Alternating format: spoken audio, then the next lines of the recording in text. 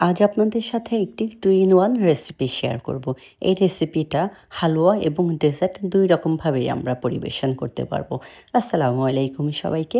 রান্নাবান্না এবং আমি চ্যানেল থেকে আজ আপনাদের সাথে একটি খুবই স্পেশাল একটি আইটেম শেয়ার করব। তা হচ্ছে পুর ভরা গাজরের হালুয়া। বাইরে গাজরের ফ্লেভার এবং ভেতরে নারকেল ও দুধের কম্বিনেশনে মজাদার পুর। আর এজন্য প্রথমে আমি নিয়েছি গাজর। ২ কেজি পরিমাণে গাজর আমি নিয়েছি। গাজরগুলো ধুয়ে ছিলে চাক চাক করে কেটে নিয়েছি। এরপর পানি দিয়ে দিলাম। পানি দিয়ে আমি গাজরগুলো সেদ্ধ বসিয়ে দিব। সেদ্ধ করার সময় চাইলে আপনারা দুধ অ্যাড করতে পারেন। আমি শুধু পানি দিয়েই গাজরগুলো ভালো করে সেদ্ধ করে নিয়েছি। গাজরগুলো সেদ্ধ হয়ে গেলে পানিটা যতদূর সম্ভব চেষ্টা করবেন না ফেলার জন্য। পানি দিয়েই আমি গাজরগুলো ভালো করে ব্লেন্ডারে একেবারে হালুয়ার মতো করে রেডি করে নিয়েছি। এই যে কমপ্লিট হয়ে গেছে আমার গাজরের ব্যাটারটা। এরপরে আমরা নিয়ে নিব বড় একটা কড়াই। হালুয়া করার জন্য আসলে এই ধরনের কড়াই হলে খুবই ভালো হয়। কারণ হালুয়া মানেই অনেক নাড়ানাড়ি, এটা আমরা সবাই জানি। এরপর আমি কড়াইতে দিয়ে দিলাম 200 গ্রাম পরিমাণে সয়াবিন তেল এবং 100 গ্রাম পরিমাণে ঘি দিয়ে দিয়েছি। ঘির ভেতরে কিশমিশ দিয়েছি, বাদাম কুচি দিয়ে দিয়েছি। দিয়ে সামান্য একটু ভেজে নিব। ভাজলেই দেখবেন চমৎকার একটা সুঘ্রাণ ছড়িয়ে পড়েছে চারিদিকে। এটা ভাজা হয়ে গেলে আমি ব্লেন্ড করে রাখা গাজরগুলো দিয়ে দিলাম। প্রায় 2 কেজি পরিমাণে গাজরের জন্য আমি 1 কেজি পরিমাণে চিনি অ্যাড করেছি। একটু নেড়ে নিচ্ছি। নেড়ে আমি তেল এবং ঘির ঘ্রাণটা যাতে করে গাজরের ভিতরে খুব ভালো করে যায় এজন্য আমি নেড়ে নিয়েছি। এরপরে অ্যাড করে দিয়েছি 1 কেজি পরিমাণে চিনি। সামান্য একটু লবণ দিয়ে দিব। লবণ যেকোনো মিষ্টির স্বাদটাকে অনেক গুণ বাড়িয়ে দেয়। দিয়ে দিয়েছি 200 গ্রাম পরিমাণে গুঁড়া দুধ। গাজরের হালুয়া টেস্টি করার জন্য গুঁড়া দুধটা খুবই প্রয়োজনীয়। এরপরে কিছুক্ষণ নাড়লেই দেখবেন চিনি থেকে পানিটা ছেড়ে দিয়েছে। এবং খুবই সাবধানে কাজটা করবেন।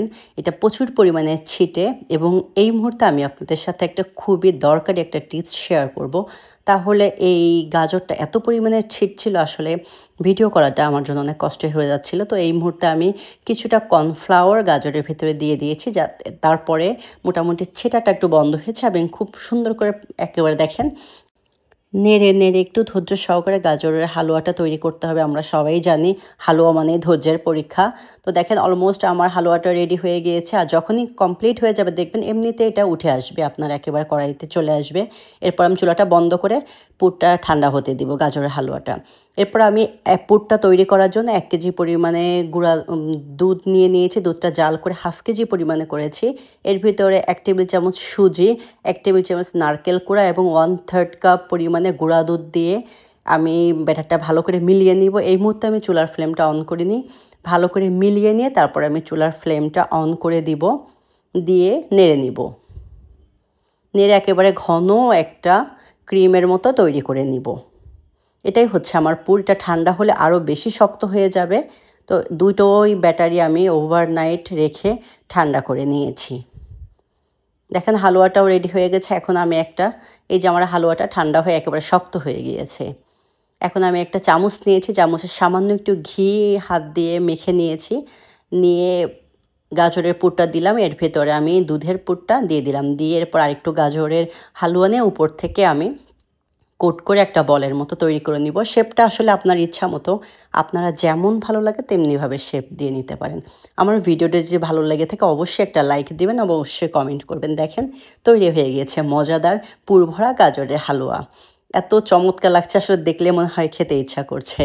তো আমার চ্যানেলটি যদি ভালো লেগে থাকে অবশ্যই আমার চ্যানেলটা সাবস্ক্রাইব করে আমার চ্যানেলের পাশেই থাকবেন এবং অবশ্যই এরকম মজার মজার ডেজার্ট মাঝে মধ্যে করে পরিবারের লোককে চমকে দিবেন। দেখেন অলরেডি তৈরি হয়ে গিয়েছে আমার গাজরের পুর ভরা হালুয়া। আমি উপরে একটু কাজু বাদাম, পেস্তা বাদাম কুচি দিয়ে ডেকোরেট করে নিয়েছি। এরপরে আরেকটা করে বাদাম দিচ্ছে। দেখতে আসলে কতটা লোভনীয় লাগছে। যে কোনো জিনিস প্রথমে দর্শনদারি, তারপরে গুণবিচারী। এই যে কমপ্লিট হয়ে গিয়েছে আমার পুর ভরা গাজরের হালুয়া। দেখেন আমি একটু কেটে নিচ্ছি, কেটে আপনাদের দেখিয়ে দিচ্ছি কতটা ইয়ামি লাগছে। আজ এই পর্যন্ত, ভালো থাকবেন সব। আল্লাহ হাফেজ।